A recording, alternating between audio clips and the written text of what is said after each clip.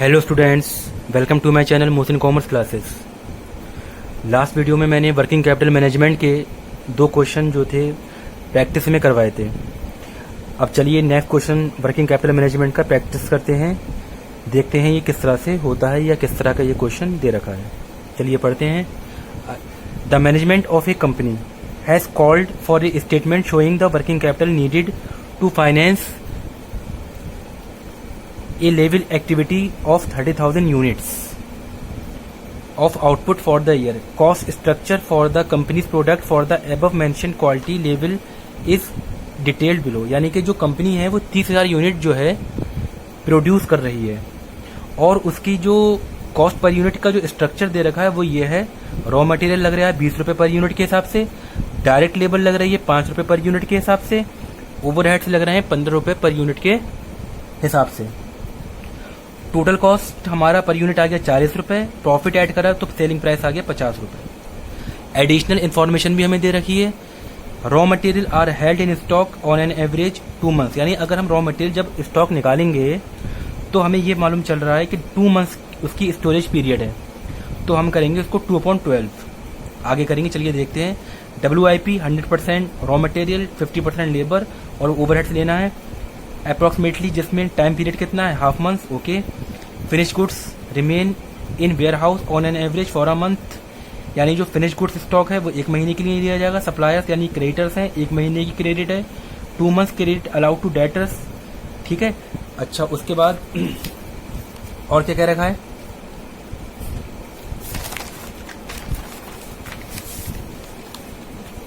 देखिए minimum cash balance जो है 25,000 रुपये मेंटेन करना है, जबकि 30% जो प्रोडक्शन हुआ है वो सोल्ड हो रहा है कैश बेसिस पे। It may be assume that production is continued evenly through out the year. तो चलिए स्टार्ट करते हैं वर्किंग कैपिटल मैनेजमेंट का सॉल्यूशन। एक फॉर्मेट बनेगा, फॉर्मेट में है पार्टिकुलर्स और अमाउंट। पहला जो हेडिंग है वो है हमारा करंट एसेट। सबसे पहले हम कैलकुलेट करेंगे current assets step by step. देखिए क्या है। सबसे पहले दे रखा है हमें raw material are held in stock, तो रॉ मटेरियल पहले निकालते हैं। रॉ मटेरियल स्टॉक क्या है, तो ऑन एन एवरेज 2 मंथ्स निकालना है। तो देखिए रॉ मटेरियल की कॉस्ट कितनी दे रखी है, 20 रुपये पर यूनिट, 20 रुपये पर यूनिट। और यूनिट कितने हैं, 30,000। तो 30,000 की मल्टीप्लाई मैं करूंगा 20 रुपये पर यूनिट से, और 2 मंथ्स जो है 2/12 कर दूंगा। देखिए stock of raw material 30,000 units 20 रुपये के हिसाब से, और 2 मंथ है तो 2/12 करा, तो 1 लाख रुपए का रॉ मटेरियल स्टॉक हमारा आ गया। उसके बाद हम निकालेंगे WIP यानी कि work in progress. Work in progress में हम 3 चीजें लेते हैं, रॉ मटेरियल, डायरेक्ट लेबर और ओवरहेड्स। क्वेश्चन में कह रखा है कि रॉ मटेरियल जो लेना है वो 100% से लेना है, 50% लेबर और ओवरहेड्स लेना है। तो भाई ठीक है, डायरेक्ट लेबर की कॉस्ट कितनी है, 5 रुपये, ओवरहेड की कॉस्ट कितनी है, 15 रुपये पर यूनिट। देखिए डायरेक्ट लेबर 30,000 रुपये की दे रखी है, 30,000 यूनिट है, डायरेक्ट लेबर निकालनी है हमें। तो पहले निकालते हैं रॉ मटेरियल। तो 30,000 यूनिट्स हैं, 20 रुपये पर यूनिट के हिसाब से रॉ मटेरियल कॉस्ट आ जाएगी। लेकिन इसमें जो टाइम पीरियड दे रखा है वो हाफ मंथ दे रखा है, और हाफ मंथ का मतलब होता है 0.5/12 या 1/24 भी हम लगा सकते हैं इसकी जगह, ठीक है। ये दे रखा है हमें क्वेश्चन में 100%, जो कि बनेगा 25,000 रुपये। फिर हम लोग लेंगे direct labour. Direct labour 30,000 units, 5 रुपये पर यूनिट कॉस्ट क्वेश्चन में दे रखी है। लेबर कॉस्ट 5 रुपये पर यूनिट दे रखी है, 1/24 या 0.5/12, उसका हम लेंगे 50%, क्योंकि क्वेश्चन में कह रखा है कि 50% हमें डायरेक्ट लेबर लेना है। 31-25 अमाउंट ये आ गई। ऐसे ही फिर ओवरहेड्स हैं 30,000 यूनिट 15 रुपये पर यूनिट के हिसाब से, और एक आधा महीना यानी 0.5/12 या 1/24 इंटू 50%। तो हमारा कंप्यूटेशन आया 9,375। इन तीनों को मैं ऐड कर दूंगा तो मेरा वर्क इन प्रोग्रेस स्टॉक आ जाएगा 37,500, ठीक है। उसके बाद हम आते हैं WIP स्टॉक निकालने के बाद थर्ड पॉइंट पे, फिनिश गुड्स स्टॉक पे, जो कि रह रहा है ऑन एन एवरेज 1 महीना। तो फिनिश गुड्स स्टॉक जो हम निकालते हैं बच्चों, वो हम निकालते हैं टोटल कॉस्ट पर यूनिट पे। टोटल कॉस्ट पर यूनिट हमें दे रही है 40 रुपये, तो यूनिट तो वही है 30,000, 40 रुपये पर यूनिट से मल्टीप्लाई करेंगे, 1 महीने के लिए करेंगे, तो हमारा 1 लाख रुपए का क्या आ जाएगा, अमाउंट आ जाएगा। उसके बाद हम निकालते हैं डेटर्स। देखिए नेक्स्ट पॉइंट ये कह रहा है कि आपको निकालने सप्लायर्स, तो सप्लायर्स तो हमारा क्रेडिटर्स होते हैं, तो ये तो हमारा करंट लायबिलिटीज में आएगा, ना कि करंट एसेट्स में। नेक्स्ट पॉइंट है 2 months credit allowed to debtors, calculation of debtors may be made at selling price. यानी हमें डेटर्स जो निकालने हैं वो सेलिंग प्राइस पे कैलकुलेट करने हैं, और सेलिंग प्राइस में करने के लिए हमें एक चीज़ और दे रखी है इसमें कि जो प्रोडक्शन था वो 30% जो है कैश बेसिस पे हुआ है, तो जो डेटर्स बनते हैं वो उधार सेल्स पे बनते हैं, ना कि कैश सेल्स पे। जबकि 30% क्या माल कैसा बिका है, कैश बेसिस पे। तो 70% हमारा क्या हो गया, उधार। तो जब 70% उधार हो रहा है तो देखिए 30,000 की यूनिट, 50 रुपये पर यूनिट क्या है, सेल्स दे रखी है। 70% कितना बना, उसका भी कितना 2 months हमारा अलाउड है डेटर्स को, तो 1,75,000 हमारे डेटर्स आ गए। उसके बाद देखिए नेक्स्ट, मिनिमम कैश बैलेंस 25,000 रुपये is expected to be maintain.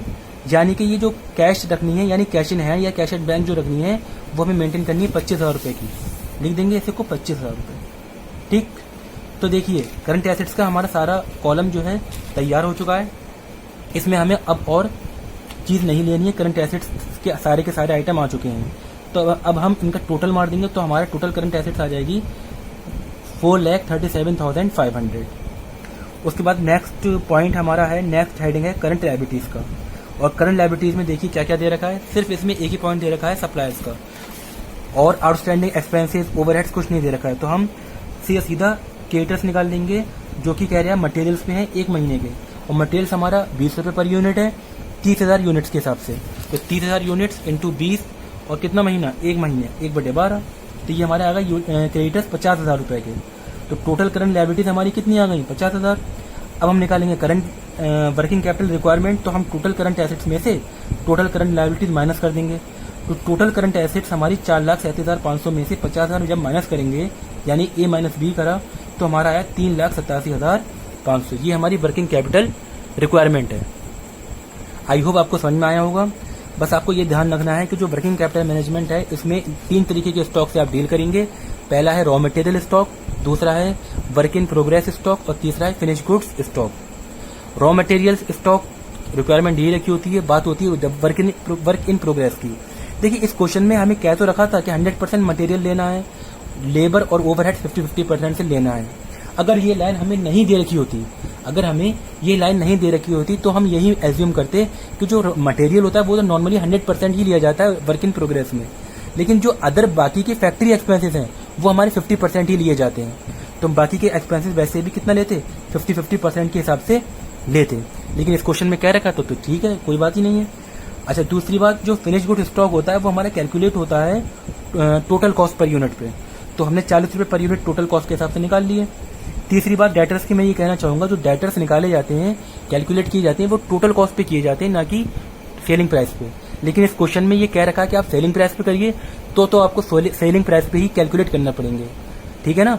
अगर क्वेश्चन मुंह से कह रहा है कि आपको सेलिंग प्राइस पे कैलकुलेट करने हैं डेटर्स, तो आप उनको सेलिंग प्राइस पे ही कैलकुलेट कीजिए। अदरवाइज कुछ नहीं कह रखा हो तो आप कॉस्ट पे कैलकुलेट कीजिए, और एक नोट डाल दीजिए कि आपने डेटर्स जो कैलकुलेट किए हैं वो कॉस्ट पे किए हैं। कुछ किताबों में, कुछ एग्जाम्पल्स में ये कह रखा है कि डेटर्स जो निकाले गए हैं वो सेलिंग प्राइस पे निकाले गए, लेकिन सही तरीका जो माना गया है, जो प्रिजम्पशन अच्छी मानी जाती है, वो यही मानी जाती है कि आप कॉस्ट पे कैलकुलेट करें, ना कि सेलिंग प्राइस पे। तो डेटर्स जब भी आप कैलकुलेट करें, चाहे वो सेलिंग प्राइस हो या कॉस्ट प्राइस हो, तो आप एक नोट डाल दें कि आपने जो डेटर्स कैलकुलेट किए हैं वो सेलिंग प्राइस पे कैलकुलेट किए हैं या फिर कॉस्ट प्राइस पे किए हैं। ठीक है। कैश, ये सब हमारे क्या है, करंट एसेट्स के पार्ट से, तो करंट एसेट्स में आ गए और इनका हमने टोटल मार दिया। ठीक है। अब भाई रही बात करंट लायबिलिटीज की, तो करंट लायबिलिटीज में यहाँ तो सिर्फ एक क्रेडिटर्स ही दे रखे थे, लेकिन जो करंट लायबिलिटीज होती है उसमें आपके क्रेडिटर्स भी होते हैं, आउटस्टैंडिंग एक्सपेंसेस भी होते हैं, तो अब उनको भी हम लिखते हैं। ठीक है। आई होप आपको ये जो कॉन्सेप्ट बिल्डिंग क्वेश्चन है समझ में आया होगा। मेरा जो क्वेश्चन है उसको आप स्क्रीनशॉट लीजिए या एक रजिस्टर मेंटेन कीजिए, उसमें उसको राइट डाउन कीजिए, नोट करिए, ताकि आपको आगे कभी फ्यूचर में वो कॉन्सेप्ट समझना हो तो आप उस क्वेश्चन के बेस पे आप उसको समझ सकते हो। ठीक है। वीडियो का कॉन्सेप्ट अगर समझ में आया हो, ये सवाल, ये जो क्वेश्चन है वर्किंग कैपिटल मैनेजमेंट का, अगर आपको ये समझ में आया हो इसका सॉल्यूशन, तो वीडियो को लाइक कीजिए, और अगर आप नए हैं तो मेरा चैनल सब्सक्राइब कीजिए, और मुझे मोटिवेशन मिलेगा, जिससे कि मेरी वीडियो अगर आप लाइक करोगे तो मुझे मोटिवेशन मिलेगा, जिससे कि मैं और वीडियो आपके लिए बना सकूंगा। वर्किंग कैपिटल मैनेजमेंट के और भी क्वेश्चन मैं आपसे डिस्कस करूंगा, तो इसके लिए आप बेल आइकन भी दबा दी, जिससे कि आगे आने वाली वीडियोस आपको फौरन के फौरन मिल सके। ओके, थैंक यू बच्चों।